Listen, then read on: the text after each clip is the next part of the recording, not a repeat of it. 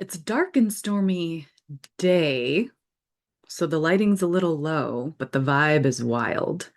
And I am so excited to talk to you today about breaking free from comparison mindset, one-upping each other, and taking your voice back that I didn't even wait for my hair to dry.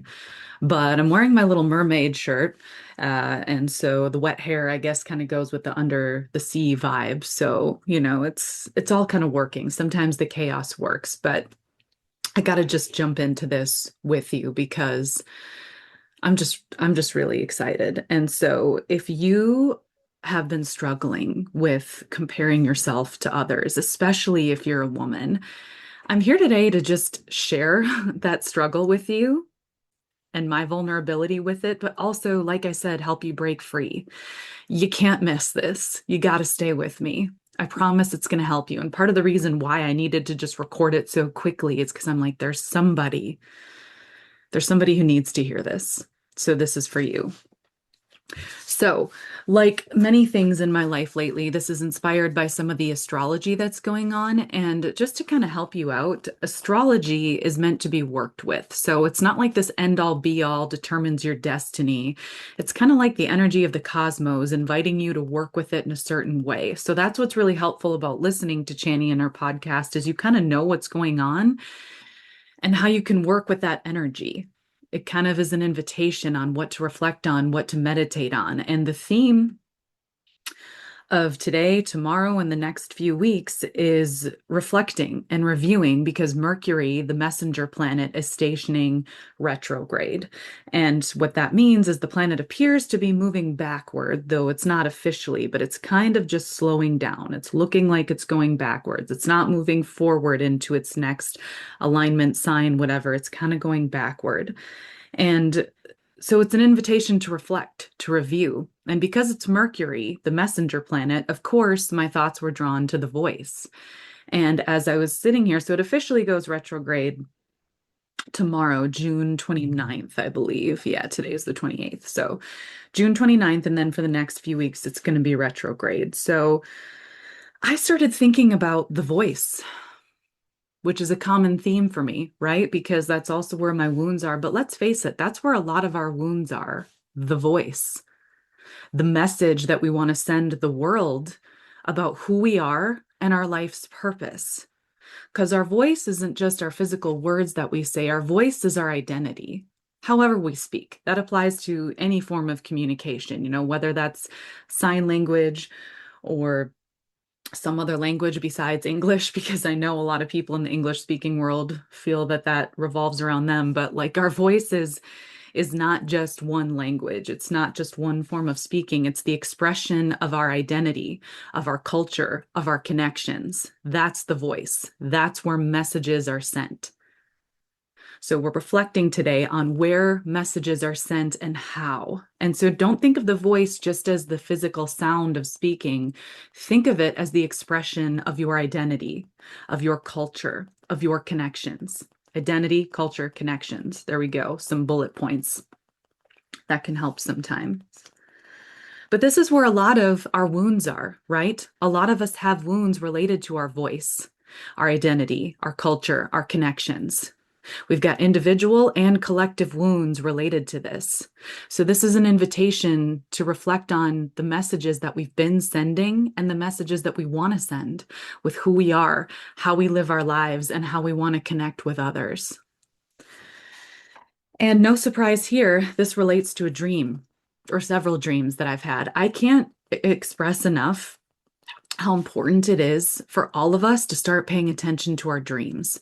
Our dreams are our spirit, our higher self, our spirit guides, our mind, and our body speaking to us. It's this beautiful way of our body, mind, spirit, and the spirits of those who are guiding us to kind of collectively speak in symbols. And it also just makes you smarter to reflect on it because you have to think about it. Dreams speak in symbols. They express themselves in symbols, and it's kind of like, speaking of the symbolism of the voice, taking time to interpret it It's kind of like learning another language, but it will open so many doors for you in terms of your creative expression, your intellectual abilities, your ability to connect with others and interpret signs and symbols. And so I can't encourage you to enough to start writing your dreams down, because I've been doing it for a couple years now, and it has incredibly enhanced my abilities as a psychic medium, but also my ability to understand my wounds, how I need to tend to them, and how I can help others with my wounds. And the theme that's been popping up, including last night, is I've been shown this childhood friend who I've had. It's someone who I've known since I was 5. And I didn't realize this until the last month or so through talking with Tom about some of these dreams and just reflecting on them, that I kind of modeled my early life after her. This particular friend lived a very pretty life, even having made like what some would call like a textbook mistake. She got pregnant at the end of high school, right? Like that's the ultimate, like, oh no, you fucked your life up forever. Like I'm putting that in quotes because that's not necessarily what it has to mean. It's not ideal to get pregnant as a teenager, but there's this huge stigma around, oh, you've ruined everything. No. But she did get pregnant at the end of high school. But then she went on to lead what looked like a very successful life. She very prettily followed the American dream in that, she married the guy who got her pregnant. She had more kids. They've moved from beautiful house to beautiful house, gone on lots of vacations, and seemed to have a lot of material success. And when I was younger and impressionable, right? 19, kind of aged 19 through 26, basically, I was still kind of in that mindset because of how I was raised and just cultural conditioning of, well, that's what leading a successful life means, right? You get married, you have kids, you have the material success, you live this quote unquote settled life, and you go on vacations when you can. That is the box that we've been put into as Americans, okay?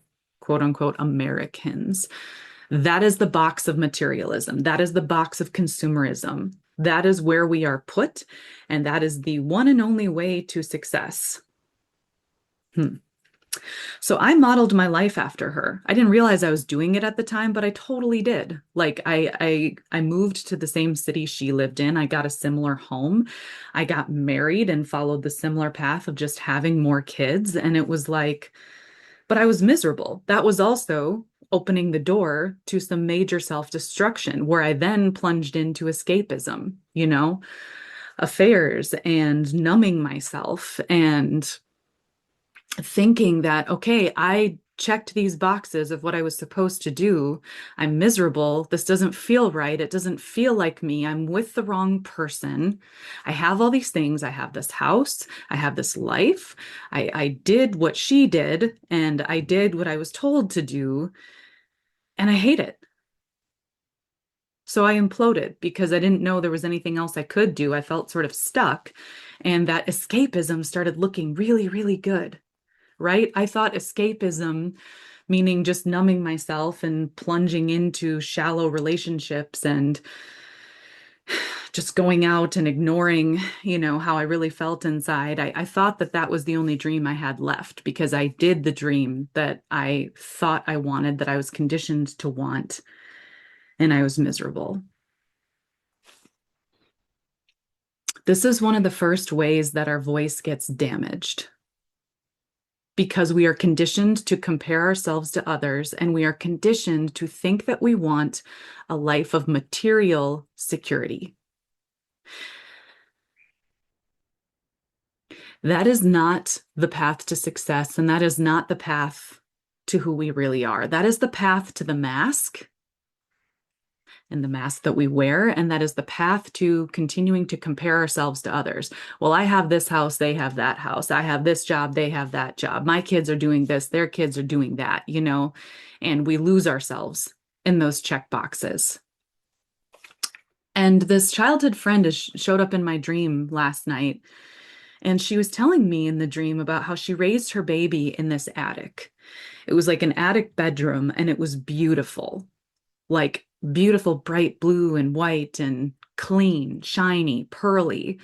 And, the only person she really saw was her husband, because he shared the bedroom sometimes. But it was like she lived this isolated life in this beautiful bedroom attic. But it was kind of more like a prison because when I was looking at it, I felt so sad. I was like, you're stuck. You're stuck in this beautiful place, but you're stuck. Well, quote unquote, beautiful.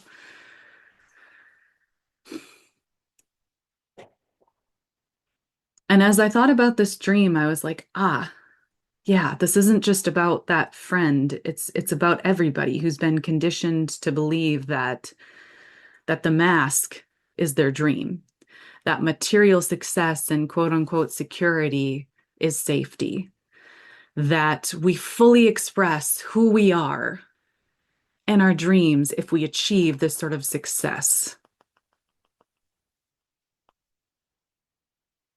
That's not how human beings were meant to live. And what it does is it encourages comparison. It encourages a scarcity mindset of they have it, so I don't. Of theirs is this, so mine needs to be that. Of demeaning people, minimizing them to their possessions and their achievements because we feel better for a minute about what we have and what we're doing. I'm not blaming any one person. I'm blaming the culture of materialism, of capitalism, of consumerism, because guess what? There are people who profit off of our comparison mindset, our scarcity mindset, and our masks. There's also people who profit off of our escapism, the money that we put into our masks, to looking a certain way, to presenting a certain material abundance, to escapism, to buying drugs, alcohol, hotels for affairs, whatever it might be. There's people who profit off of our escapism, off of our masks. When we are conditioned to believe that the light that we brought into this world, the heart, the passion that we brought into this world, when we're conditioned to believe that that's not enough, well, then we buy it. And we encourage others to buy it and we compare what we've bought. And I'm not just talking about one outfit or one hairdo or one watch or whatever. I'm talking about the house, the lifestyle, the secret escapism stuff we do when that stuff clearly isn't enough. Because I know people out there are doing it. And I do mean that literally, but like also people engage in escapism. And I've had some very just real reminders lately of how destructive that can be. Not anything that's happening currently, but just memories that have returned, because this particular Mercury retrograde is about memories that are returning. And that's something I learned on Chani, is that in particular, we're supposed to reflect on the memories that are popping up and what they're telling us, because there's a lesson there. There's a lesson for me with this childhood friend, because I haven't even really talked to her in years. She's not really a part of my life right now, but she's returning for a reason, to send me a message that I need to send to you, which is that we have to drop the masks. We have to change this escapism, materialism culture and return to our voice, return to who we are. And this is where the episode is going to pivot to my shirt, The Little Mermaid, right? And this isn't just for women, it's for everyone, but I do need to speak directly to women right now, because we can't lie and say that we have not been conditioned to build a scarcity mindset with each other, meaning the stories that have been on TV, the messages that have been sent about our bodies, about our worth, about our, worthiness in terms of a man, the message that have been told to us through countless movies, commercials, consumerism, the way that stores are set up, the way that online stores are set up, is that there's not enough for all of us. We have to vie for attention. We have to be the hottest. We have to be the thinnest. We have to be the most funny. We have to be the most flirty. We have to be the most everything that men need. We have to be it all because there's only room for one. And God help us if we try to support each other. What? We can't support each other. We're against each other because there can only be one. The attention is only reserved for one. It won't cost much, just your voice. I was raised on The Little Mermaid, and I'm wearing this shirt because my daughter's in a production of it. Now, ironically enough, I signed her up for this to develop her voice, and the theater's fantastic. The staff's fantastic. And in many ways, they've modernized the musical so that it's not just about Ariel giving up her voice, you know? So to their credit, they've altered the story to be a little bit more um, inclusive and real to who women are. So kudos to them. But if we're looking at The Little Mermaid itself and that movie and that story, it sent a very clear message to young girls because I was a kid when I watched that movie.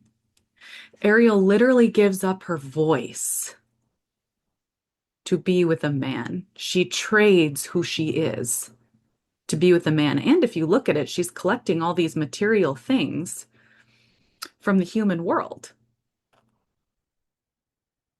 That story was almost like a warning to quote unquote Americans, especially American girls. Although it conditioned us to want, like it tells the story of give up your voice and you'll get everything you want. And because of all the pretty colors and the pretty music, it makes it seem like what we want is that male attention. There's all kinds of dopamine hits that existed long before scrolling culture and social media. There's pretty things, there's shiny things put in stories. There's this promise of love and attention that we're conditioned that people of the female gender should want. And all we have to do to get it is give up our voice.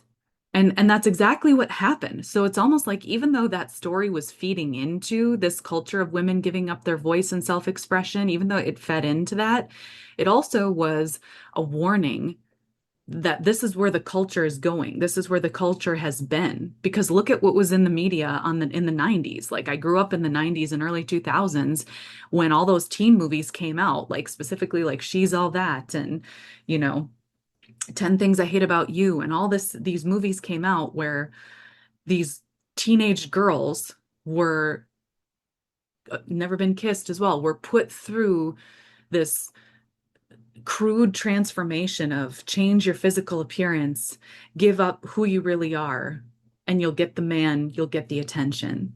Because remember, our voice is not just how we talk, it's our self-expression, it's our culture, it's how we connect. We were told this very specific story about giving up our voice. And I don't know about you, but it's high fucking time we reclaim that. Because the story doesn't just apply to women. There's plenty of ways that that people who identify as male, but also folks of all genders, have been taught to conform to a particular way of self-expression and being that has cost their voice, that has cost their ability to connect with others, that has cost their ability to create a culture of connection. Because, my friends, the reality is when we connect with each other, when we support who each other really are, not the materialist masks we wear, but our soul gifts, our resilience, our strength, our art, our true beauty, and how we want to express ourselves. That's when we actually build a sustainable, equal world, when we learn how to honor each other's gifts. And I'm going to go ahead and say the reason that we don't is because someone is profiting off of our comparison. Someone, especially in the country of the United States, lots of someone's have done a fantastic job of building a culture of teaching us to compare and to have the scarcity mindset of I have if she has it, I don't. And so we pour our money into making sure we're the only ones who have it. We'll have what? In the end, what do we really have? Empty praise that doesn't really satisfy us. So we plunge further into escapism and passive aggressive behavior and scarcity. The irony of this whole escapism thing is that it actually and buying things is that it actually creates more scarcity because none of us are living in the true expression of ourselves. I had another dream, same night, where one of my cousins was in it and she had lost a bunch of weight in the dream. And in the dream, I was like, oh no, she lost weight. She looks great. Oh man, now I don't have, that being thinner thing. Like now, I used to be thinner than her, but now I don't know. It's leveled the playing field a little bit.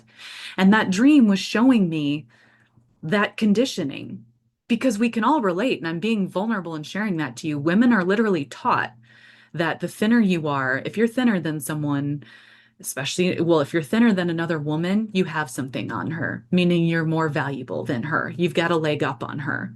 That is what we were all conditioned to believe, especially just related to our body. It's the same thing if our breasts are bigger or our hair is more textured or just whatever the fuck it is. We were conditioned to believe that we needed to make our bodies more desirable. And if ours was more desirable in the way that, the male gaze and the way that sexism has taught us, well, then we've got something on her. What a primitive way of thinking. What a primitive way of conditioning, this vying for shit. Who could we be if we actually were able to release that conditioning? Because I'm not blaming women. I am blaming the fucks who put all the ads out there and the stories out there that taught us to do that. I'm blaming the fucks who created that culture so they could make money off of it. But nobody is really benefiting from this. That's why all the people at the top with all the money are psychos and pedos because they're crazy. Because this profit at whatever cost actually doesn't work. And our country is at that peak right now where it's like it's showing how much that corruption doesn't work, how this profit at whatever cost doesn't work. And so I'm inviting us to bring our awareness to it, to bring our awareness, because having this dream where I saw my cousin didn't solve it all for me, but it brought my attention to how deep that conditioning went, that scarcity of, well, if she did this, then I don't have it, or I should judge her, I should compare myself to her, when really the mindset that we should have is supporting each other, wanting everybody to be more healthy, whatever that looks like for them, because that doesn't necessarily just mean thinner, right? Especially women, we want to support each other. And our true expression, which isn't just all about our bodies, certainly not our bodies like that. And it's still out there. I've been watching Peacock lately because, Parks and Rec is on Peacock. There's cool documentaries, but that means I'm also watching the ads on Peacock. And I can't tell you how much I've seen these ads for Love Island. Fuck that show. Fuck The Bachelor. Fuck all those shows because it's further pushing this escapism mindset. It's pretty. Look at the outfits they wear on there. They're pretty outfits. It's glamorous looking. It's pushing this culture of escapism as the only way to achieve success. We got to turn it off. We got to tell different stories because escapism isn't it. And you know what I'm talking about. If you've ever had an affair, if you've ever numbed yourself with alcohol or drugs, if you've ever numbed yourself with a mask, meaning maybe you didn't have an affair or numb yourself with a mask, but or numb yourself with alcohol or some other substance, but you wear this mask all the time where you pretend like your house, your vacations, your everything are enough, and you knock other people down, or you're always judging what they have versus what you have, it doesn't work. So solving this begins with bringing our awareness to it. Because true growth doesn't happen overnight. True growth is first bringing our awareness to it. So pay attention. What escapism have you been engaging in? Where have you been comparing yourself to other people, especially other women? Where do you feel that scarcity mindset of, well, if they have it, I don't? We've got to stop with that. So first, to solve it, we bring our awareness to it. Second, we pay more attention to this and this merchant. And by this, I'm pointing at my heart. Sorry for those who are on audio. I'm pointing at my heart. Something inside you is screaming for your attention. Who you really are, your true voice is right here. It's still in your heart, calling you to express it and to help others express theirs. Our voice is our true self-expression. The ways we really want to connect through compassion and empathy and resourcing each other, helping each other. That's who we really are, my friends. That's who humanity is supposed to be. We're supposed to be people who are resilient, compassionate, strong, and helpful, more helpful when we are together. Okay? We need to be together. I don't know what just happened with my hands. I kind of did that Gabriella move, from that song, but it just felt right in the moment, okay? So I invite you to bring your attention to ways that you may have been conditioned to compare yourselves to others. I invite you to bring your attention to where you feel like your true voice, your true self-expression might have been muffled because there's a wound there. And I also invite you to open that wound because looking at the wound, feeling the sting is the first steps toward healing it for yourself, for those you love, and then eventually for the collective. Because these wounds that you know personally are the best ways that you can help the world because people can relate to you. Take the mask off. I can't encourage us enough to take the mask off. The true people who change this world are those who are vulnerable enough to admit when there's a wound there. The more we numb, the more pain we cause ourselves, ironically enough, and those around us. Bring your attention to these wounds and then allow yourself the space to take your voice back. Who are you really? What did you dream about when you were a kid? What did you pretend to do when you were a kid? How did you express your imagination? Sometimes envy can be a teacher too.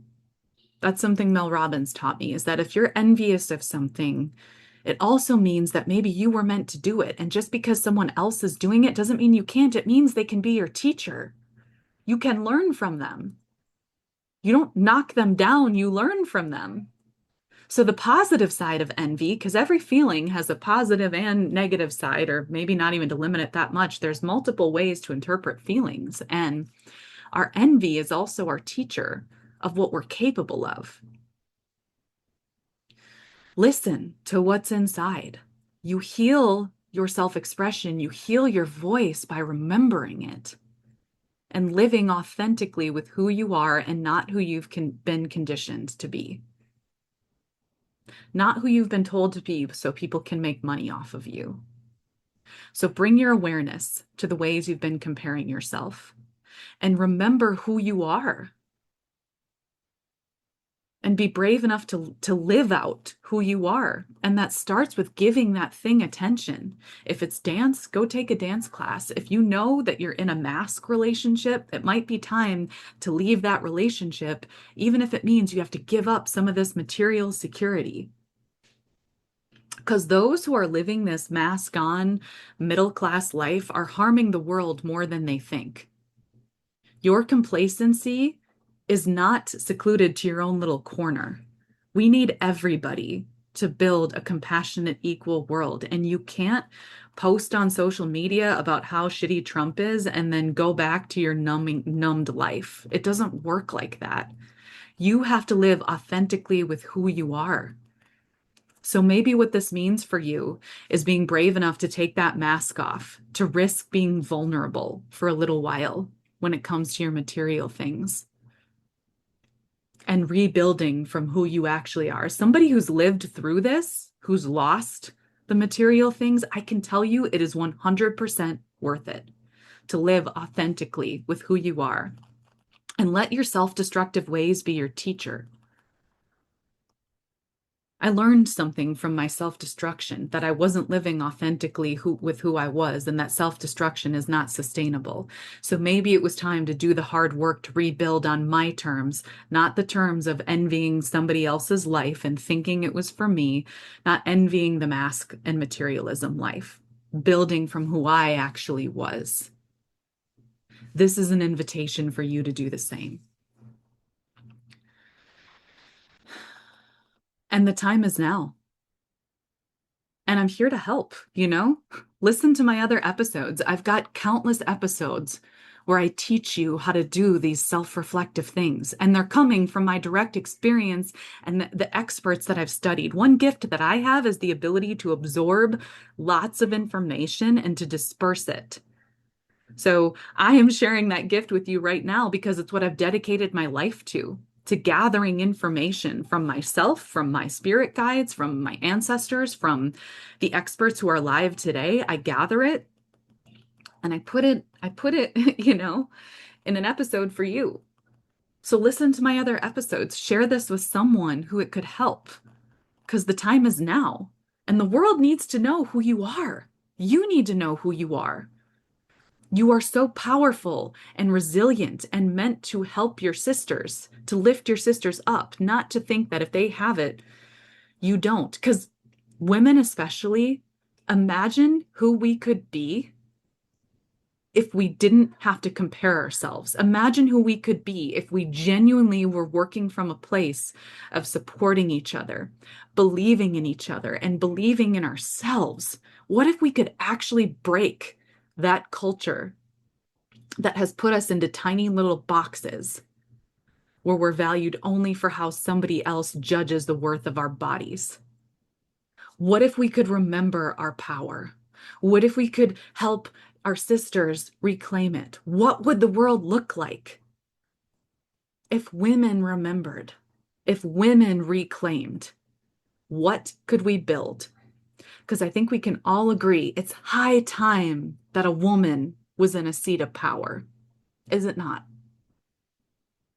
It's high time we turned off his show and directed our attention back to ours.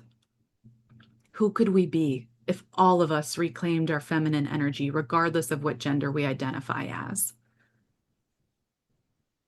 It's time we did so. But in the meantime, thanks for coming.